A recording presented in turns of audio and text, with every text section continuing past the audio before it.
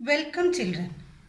In this video, we'll cover the NCERT 7th Standard First Lesson, Tracing Changes Through a Thousand Years, Part 1. In Class 6 History, we mainly focused Ancient India.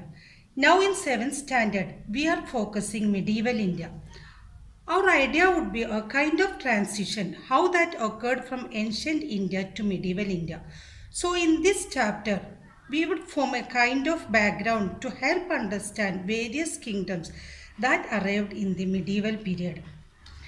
The time period from 700 AD to 1750 AD.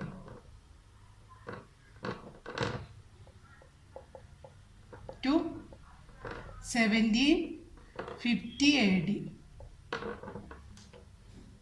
That is between ancient period and British rule in India is known as medieval period. For the convenience, we can divide Indian history into three. That is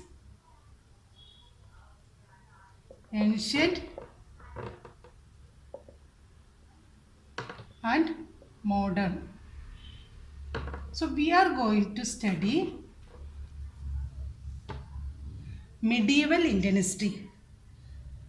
The period from 700 AD to 1750 AD. That is between ancient India and British rule. That is in modern period. British rule. This is known as medieval period. During this period, many different dynasties came to power and declined within a short span of time. There were a series of invasions which changed the course of Indian history as compared to what we have previously studied. New societies emerged. Certain regions became more powerful and prosperous, and new religions brought about changes in culture. So, the period from the second half of the 8th century up to the first half of 18th century is known as medieval period. There are two maps in your textbook. First map was drawn by Arab geographer Al-Idrisi. Second map was drawn by French cartographer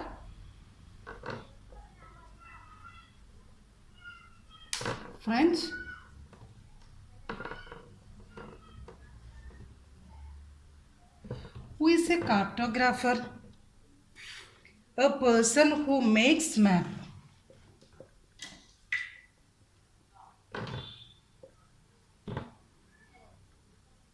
Makes maps. Cartographer means a person who makes map. Cartography, science of making maps. So two maps are there in the textbook.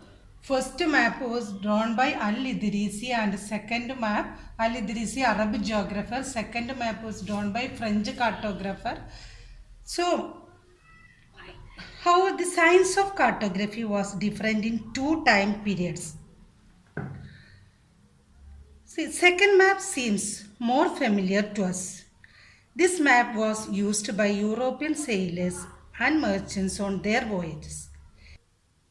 Second part of this lesson is new and old terminologies. If we want to explain India itself, there are different terms used by different people during different times. For example, Hindustan. Today we know that it's India, the modern nation state. But in 13th century, Minhaj Siraj was a chronicler.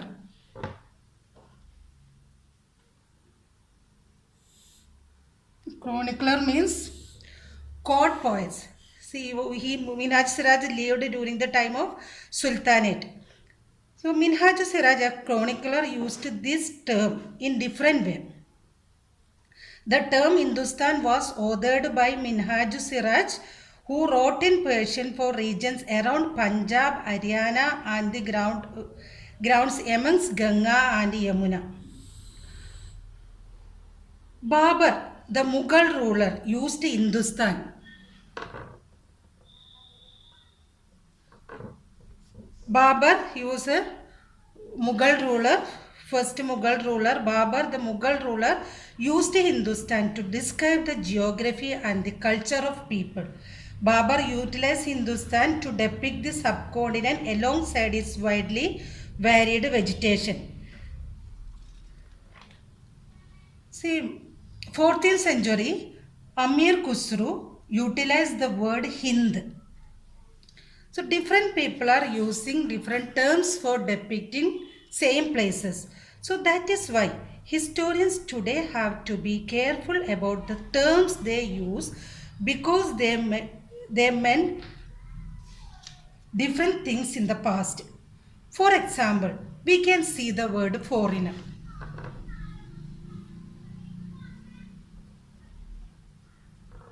The word foreigner today is, what is the meaning of foreigner?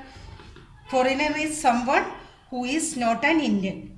In the medieval period, a foreigner was any stranger who appeared, say, in a given village.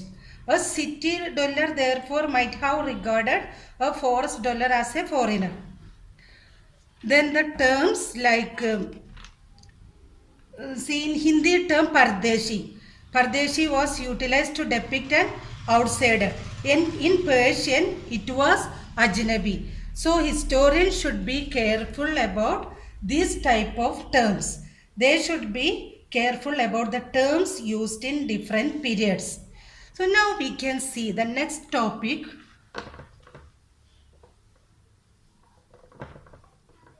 Historians and their sources.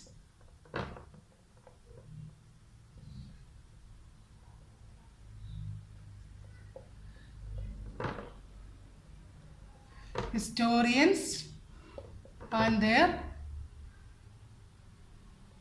sources. See, as we know, history is the study of the past, for which historians study and interpret a variety of archaeological and literary sources. In comparison to the ancient period, there are many more primary sources from medieval India, enabling historians to write about this period in greater detail. Why there was lot of primary sources in medieval period? See, historians use different types of sources to learn about the past, depicting upon the period of their study and the nature of their investigation. So historians have access to detailed literary sources belonging to the medieval period. So why there was more literary sources?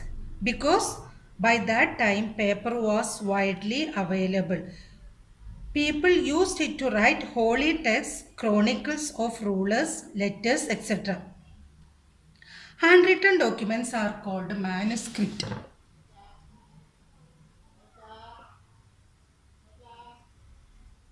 What is manuscript? Handwritten documents are called manuscript. So these manuscripts are collected and preserved in archives.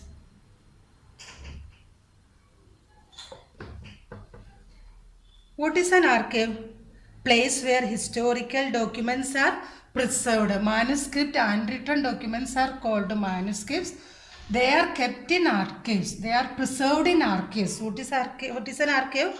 Place where historical documents are preserved.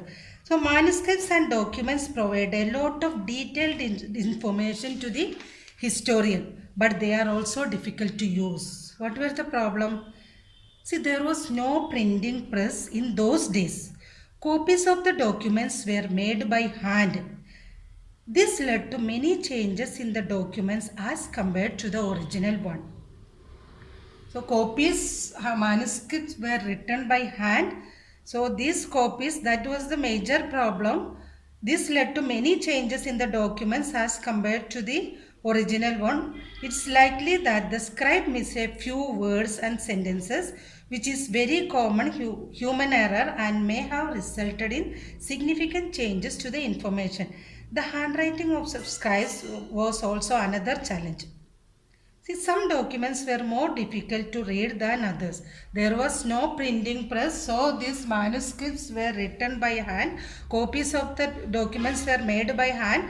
That led to the changes in the documents as compared to the original one. Sometimes scribes may miss some words.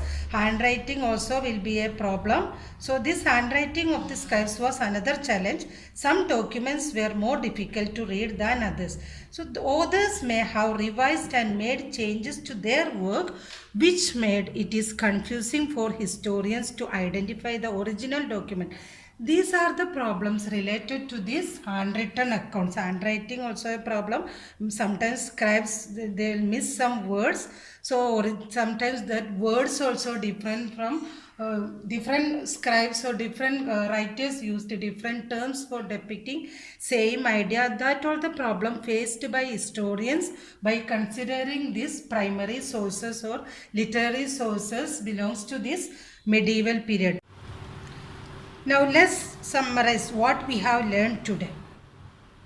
The maps by Arab geographer Al-Idrisi and French cartographer give a vast portrait of Indian subcontinent as known as before times. We are getting idea about medieval period from two sources, that is archaeological and literary sources. Paper was widely available during this time, so this is used by people to write different holy texts, chronicles of rulers, letters, etc. Who is a cartographer? A person who makes map. Cartography is the science of making maps is known as cartography. Chronicler, court poets are called chroniclers. What is a manuscript? Manuscript, handwritten records are called manuscripts. What is an archive? Place where historical documents are preserved. So next class we will see new social and political groups. Now let's discuss some terms and concepts related to this topic.